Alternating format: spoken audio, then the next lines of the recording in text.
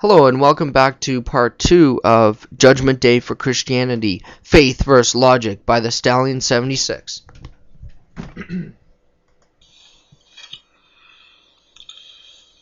Christians do not fall into the bracket of logic. Theists do not fall in the lines of logic. Oh, and you do. I'm sure that saying that everything came to exist out of nothing, by nothing, and from nothing is perfectly logical. That the universe, in its vastness and its great wonder and beauty, just all happened to come out of nothing, by nothing, and from nothing. And that's very logical. You know what? Even believing in magic has more logic than what you're trying to teach us. Because at least with magic, you have the magician and the bunny and the hat to thereby produce the rabbit. You're saying out of nothing everything came to exist, which simply does not make any sense if you want to go by logic. Secondly, the counter to this, even though it goes against the most modern scientific discoveries of the Hubble Space Telescope, you want to say that the universe is eternal. Ah, yes, that's our way we can get around God. The universe eternally existed. Let's throw away our scientific discoveries and come out with another wacky harebrained theory so that we can throw off the belief in God. Alright, let us say the universe is eternal. If something is eternal in the past, how does it suddenly change without a cause outside causing it to change? If a pond is frozen for eternity, how does it unfreeze itself if those were the conditions it was set in and stayed that way for eternity? Moreover, mathematicians agree that there is no such thing as an eternal past or an eternal number, because how do you subtract eternity from eternity? You come to self-contradiction and just flawed logic. Oh, but you're very logical, Mr. Atheist. Please, tell us more. There are some Christians who understand, I guess, that it's a faith-based religion. Many don't, though. And I will give you an example of something that proves without a doubt that they do not understand the word logic. And even if they did, I don't even know if they would understand what it entails.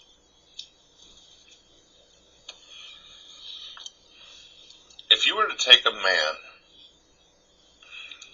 who decides to walk down the street and murder several women as well as children and people, simply because he says God ordered him to, instructed him to, due to the fact that in his mind the voice has convinced him that people around him are sinners and they are doing wrong.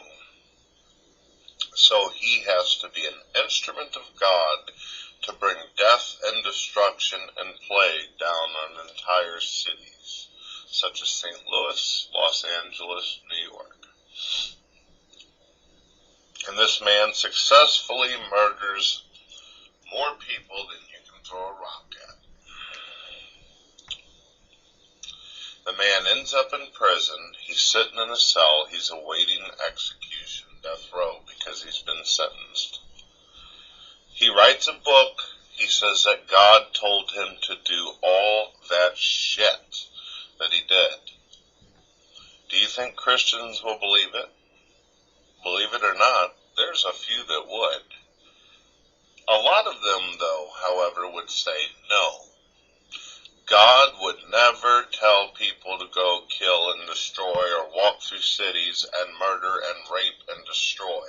That is not something God would tell someone to do.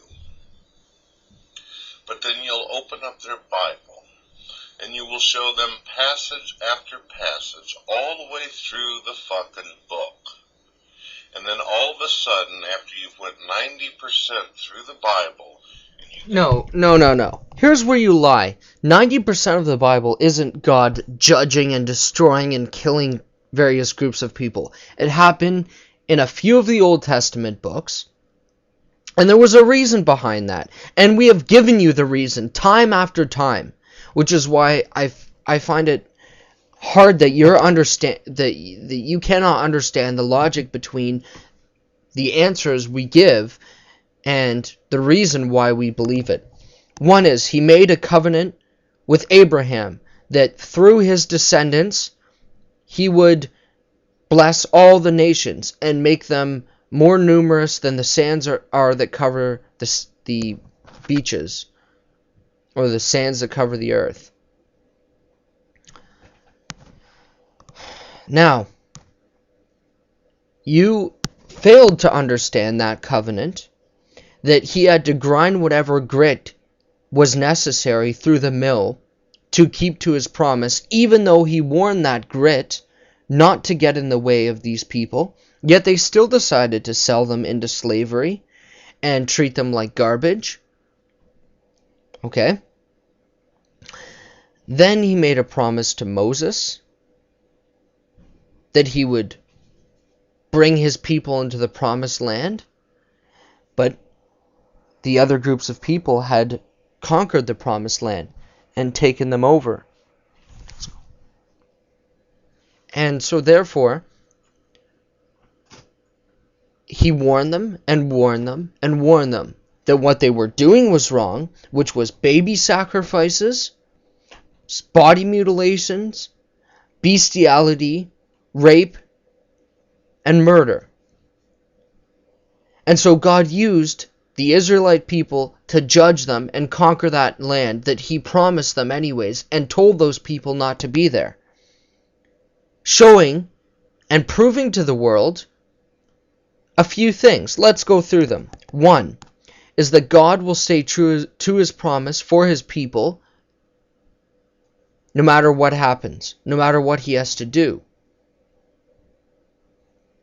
2, the Jewish people and the Christians throughout the ages stayed so true to their book that even up until today, we keep these stories in there.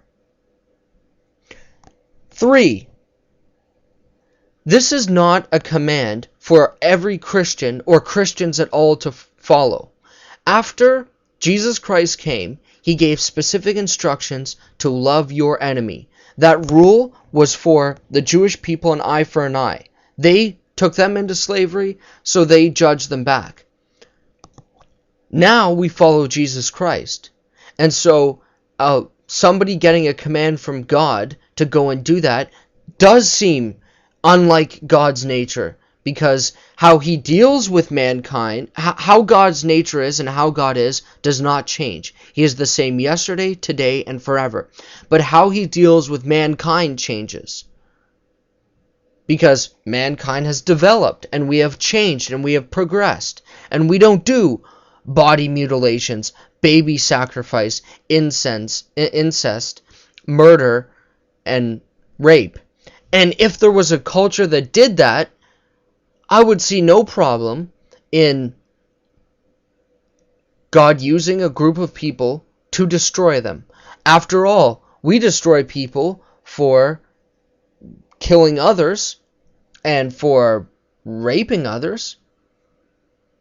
Cultures where these things are acceptable, we are trying to transform them and change their way of thinking into a rational, logical, and faithful way of living with one another. Whoops. Just dropped my headset. There we go. Okay, let's continue on with Mr. Atheist the Genius. Got to the point where it says, new. Just the words new, aren't it?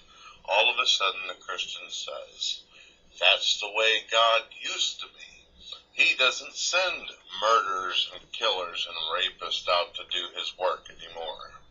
That's the way he used to be. All of a sudden, all the rules of logic and understanding are right out the fucking window. They will then say, because Jesus came. Because Jesus came, instructed by God. Okay, stay tuned for part 3. Here we go.